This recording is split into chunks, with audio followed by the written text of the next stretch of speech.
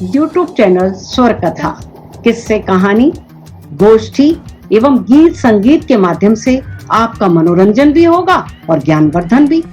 कृपया स्वर कथा को सब्सक्राइब करें और पसंद आए तो लाइक जरूर करें।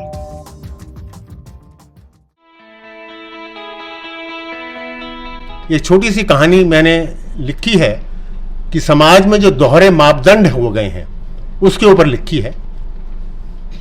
कहानी का शीर्षक है चोर। मैं अक्सर देर से उठता हूं। मुझे ऐसा नहीं कि सुबह उठने से कोई नफरत है या मुझे सुबह उठना अच्छा नहीं लगता, पर मैं जब छोटा था तो एक हमारी किताब में एक एजी गार्नियर नाम के अंग्रेज लेखक का एक लेख पढ़ा मैंने।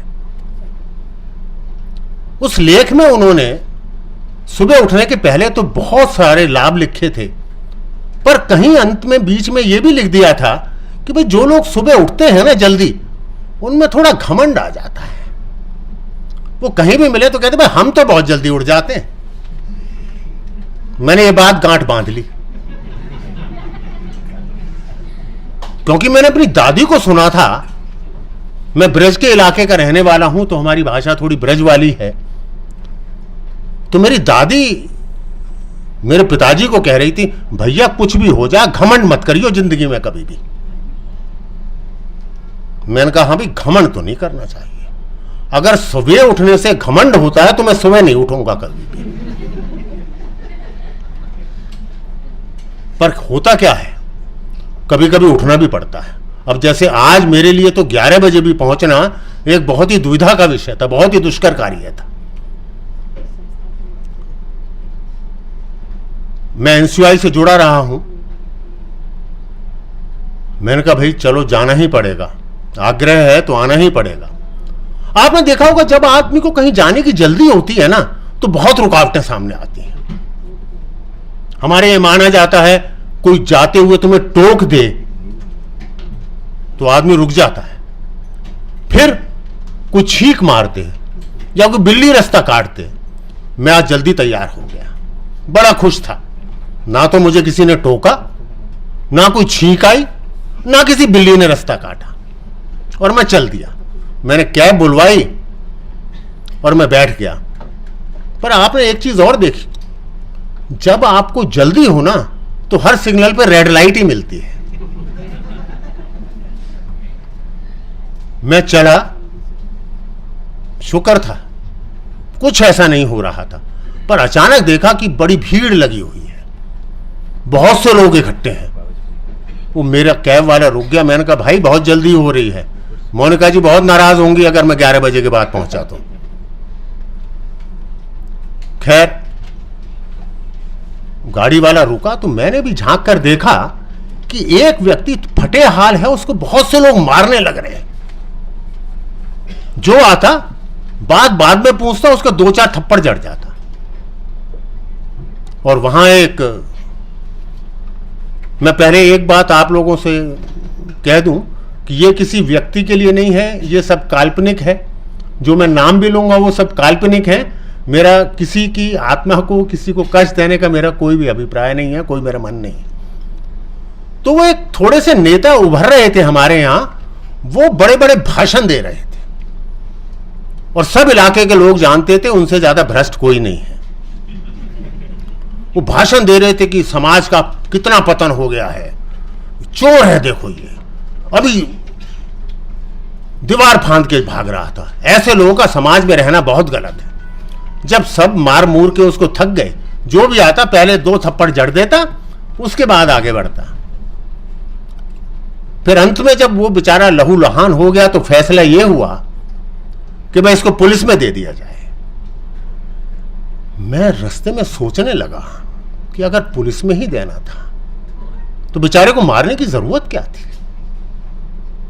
हम कौन है निर्णय वाले, हम कौन है फैसला सुनाने वाले कि इसने क्या गलत किया, क्या अपराध किया है। तभी मुझे बचपन में पढ़ा हुआ किस्सा याद आ गया। एक कहानी मैंने बचपन में पढ़ी थी या सुनी थी, मुझे याद नहीं।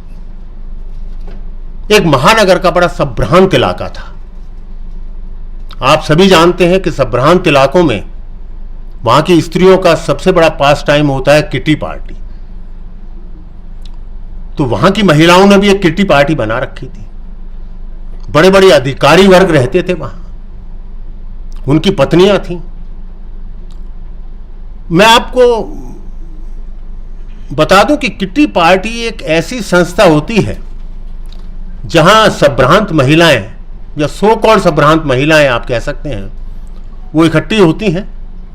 अपनी नई से नई ज्वेलरी दिखाने का, नया से नया कपड़ा दिखाने का उनको बहुत अच्छा मौका होता है। एक दूसरे की बुराई करने का भी बड़ा अच्छा मौका मिलता है, और पूरे इलाके की जितनी अफवाहें हैं वो वहां आप सुन सकते हैं। खैर, वहां भी किटी पार्टी थी, और किटी पार्टी का नाम उन्होंने सोचा जागरूक महिला संगठन, उसका नाम था। ऐसे किटी पार्टी थी। आज मिसेस मल्होत्रा के यहां पार्टी थी। कोई मिसेस मल्होत्रा हो तो मुझे क्षमा कर दीजिएगा। आज मिसेस मल्होत्रा के यहां पार्टी थी। मिसेस मल्होत्रा के पति बहुत ही उच्च पद पर थे। मिसेस मल्होत्रा, आप जानते हैं हर ग्रुप के अंदर एक सब ग्रुप बन जाया करता है। तो ऐसे ही उनके जो खास थी, एक मिसेस त्यागी थी, एक मिसेस तनेजा थी, एक मिसेस अनेजा थी, एक मिसेस चावला थी, वो सब उनके ग्रुप में थी। होती भी क्यों ना, क्योंकि उन बाकी सबके जो पति थे वो मिसेस मल्होत्रा के पति के नीचे काम करते थे। ये होता ही है संभवतः। एक और भी ग्रुप था वहां, मिसेस कौशिक, उनके साथ भी मिसेस पांड्या और 3-4 स्त्रियां थी। अक्सर वहां आपने देखा होगा कि हर महिला किटी पार्टी में अंग्रेजी जरूर बोलने की कोशिश करती है, पर कई बार तो मैं सोचता हूं उनकी अंग्रेजी को सुनकर कि अगर शायद इंग्लैंड के लोग भी उनकी अंग्रेजी सुन लें तो उनको भी समझ में नहीं आया कि एक्सेंट उन्होंने कौन सा पकड़ा हुआ है। उनका एक्सेंट ऐसा होता है, भाई मेरे जैसे सरकारी स्कूल के पढ़े हुए बच्चे से तो दिमाग के ऊपर निकल जाता है। तो वो सब अंग्रेजी में बात किया करती थी। बस मिसेस कौशिक और उनका ग्रुप था, पति उनके भी बहुत उच्च पद पर थे, मिसेस मल्होत्रा से कम ना थे, पर वो हिंदी में बोलना ज्यादा पसंद करती थी, या हिंदुस्तानी में बोलना आप कह सकते हैं पसंद करती थी। पर उसको थोड़ा गंवार माना जाता था उस ग्रुप में, उसको थोड़ी हिकारत भरी निगाह से सब लोग देखते थे।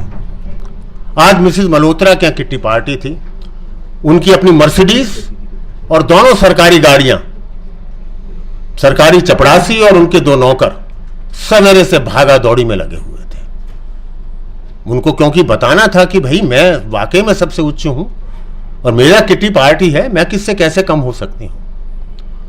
और वो भी 2 बार अपना मेकअप करवा के आई, अभी भी लास्ट मिनट पे वो शीशे के सामने देख रही थी, इंतजार कर रही थी, और उन्होंने अपनी 9 लखा हार पहना, रेशमी साड़ी पहनी। हालांकि गर्मियों के दिन थे, पर दिखाना जो था। और वो आके सोफे पे विराजमान हो गई, आस्ता आस्ता आगुंतक आने लगे और बैठने लगे। खान पीन का दौर शुरू हो गया, शरबत आने लगे। कुछ संभ्रांत महिलाएं वोडका और जिन का भी चुस्कियां ले रही थी, पर इतना ख्याल रखा था कि उसके ऊपर एक रैपर लगा दिया जाए। पार्टी शुरू हुई, बड़ा आनंद आ रहा था। अचानक मिसेस अनेजा, वो उन्होंने नया कंगन बनवाए थे, वो बड़ी परेशान हो रही थी, बार बार अपना हाथ ऊपर रखती मेज पे, शायद कोई उनके कंगन देख ले। पर अफसोस उनके कंगन कोई नहीं देख पा रहा था। बहुत कोशिश के बावजूद जब उनसे नहीं रहा गया तो बोली उठी, भाई मिसेस मल्होत्रा, मेरे पति मुझसे बहुत प्यार करते हैं, देखा ना कंगन दिलवाए हैं, पूरे 3.5 लाख के हैं। मैं तो मना भी कर रही थी पर नहीं माने। खैर, अब मिसेस मल्होत्रा को कैसे बर्दाश्त होता। उन्होंने अपनी खास सहेली की तरफ इशारे से देखा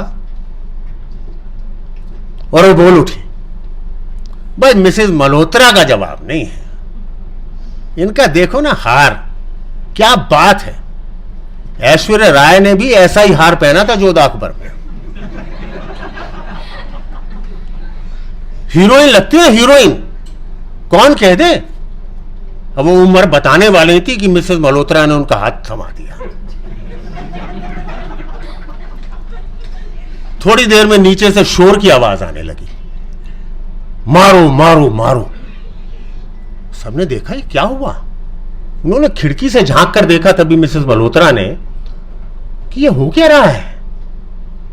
उन्होंने देखा कि गेट के पास काफी भीड़ इकट्ठी हो रही है। तो उन्होंने तभी अपने नौकर को बुलाया, जाओ और पूरी छानबीन करके आके खबर दो हमें। थोड़े विलंब के पश्चात नौकर वापस आया। मिसेस मल्होत्रा ने पूछा तो अपनी नजरें नीचे किए हुए बोला, किसी चोर को पकड़ा हुआ है, मार रहे हैं उसको सब, लहू लुहान है वो बिल्कुल। क्या अपराध किया था उसने? ठीक है चोर है तो उसको मार भी पड़नी चाहिए। उसने मिसेस ब्रिकेंजा के ना कुत्ते के बिस्किट चुरा लिए थे। सभा में सन्नाटा छा गया, सन्न हो गए सब। इतना बड़ा अपराध? मिसेस त्यागी बोल पड़ी,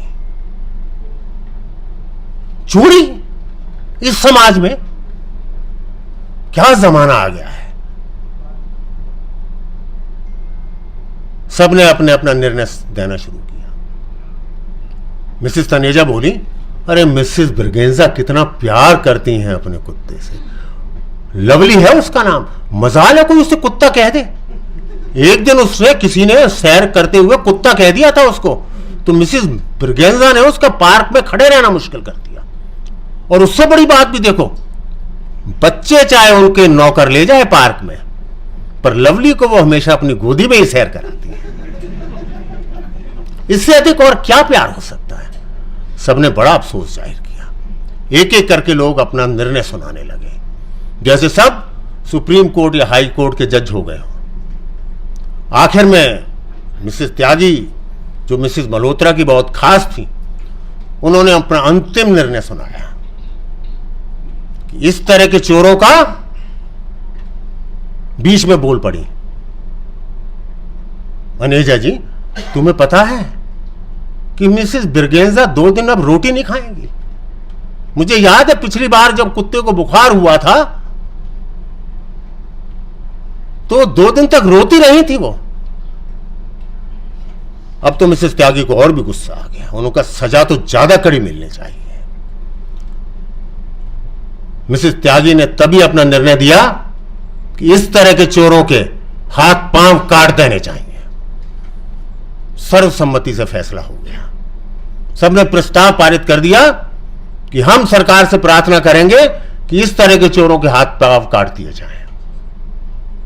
मिसेस कौशिक, जो अब तक चुपचाप बैठी थी, उनसे नहीं रहा गया, बोल उठी कि एक बात कहूं मैं, क्या हम सब चोरों की पत्नियां नहीं हैं? क्या हमारे पति जो आमदनी पाते हैं ऑफिस से, सरकार से, क्या उसमें हम बड़ी बड़ी गाड़ियों में घूम सकते हैं? क्या हम 9 लाख का हार बनवा सकते हैं? क्या हम ऐसे कंगन खरीद सकते हैं? क्या हम ऐसी किट्टी पार्टियां दे सकते हैं? हम सब भी तो चोरों की पत्नियां हैं। सजा तो हमारे पतियों को भी मिलनी चाहिए। किट्टी पार्टी में सन्नाटा छा गया। किट्टी पार्टी भंग हो गई और अगले दिन सभी ने सूचना पट पर देखा कि एक बहुत बड़े बड़े अक्षरों में सर्कुलर निकाला गया है कि मिसेस कौशिक को जागरूक मंच से बहिष्कृत किया जाता है क्योंकि उन्होंने किट्टी पार्टी के अनुशासन को तोड़ा। धन्यवाद।